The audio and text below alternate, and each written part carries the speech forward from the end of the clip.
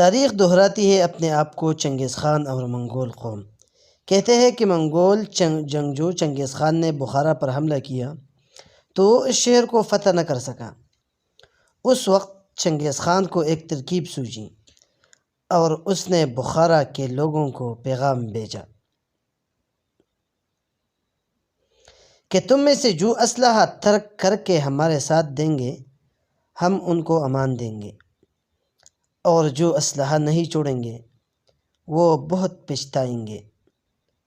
چنگیز خان کے اس پیغام سے بخارا کے لوگوں میں اختلاف پیدا ہوا۔ ایک گروہ نے کہا کہ یہ صرف دھوکہ ہے، اگر چنگیز خان میں بخارا کو فتح کرنے کی طاقت ہوتی تو وہ ہمیں امان دینے کی آفر کیوں کرتا؟ یہ اس کی کمزوری کی دلیل ہے۔ ہمیں اپنی عزت، ناموس اور اپنے ملک کے لیے چنگیز سے مردانہ وار لڑنا چاہیے۔ جبکہ دوسرے گروہ نے کہا کہ چنگیز خان خون ریزی کیے بغیر معاملہ حل کرنا چاہتا ہے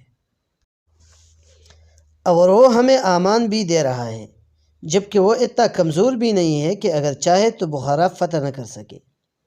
لہٰذا ہمیں اپنے اور دوسروں کی جانوں کو بچانا چاہیے اور چنگیز خان کی آفر قبول کرنی چاہیے۔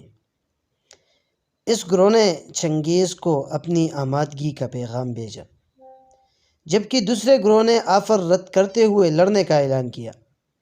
چنگیز نے پہلے گروہ کو پیغام دیا کہ تم اس باغی گروہ کو شکست دینے میں ہماری مدد کرو، جنگ ختم ہونے پر میں تم لوگوں کو حکومت دوں گا۔ بخارا کے اس بیوقوف گروہ نے اپنی ہی لوگوں کے خلاف چنگیز کا ساتھ دیا۔ لڑنے والے بہادر جوان سارے مارے گئے اور چنگیز خان نے بخارا فتح کی، لیکن بزدلی اور خیانت کے ساتھ اپنی ہی بھائیوں کے خلاف غیر کا ساتھ دینے والے گروہ کے اوپر قیامت تب گری جب چنگیز خان نے ان سب کو بھیڑ بکریوں کی طرح ذبح کرنے کا حکم دیا۔ یوں یہ خیانت کار اپنے بھیانک انجام کو پہنچ گئے۔ انا للہ و انا الیہ راجعون۔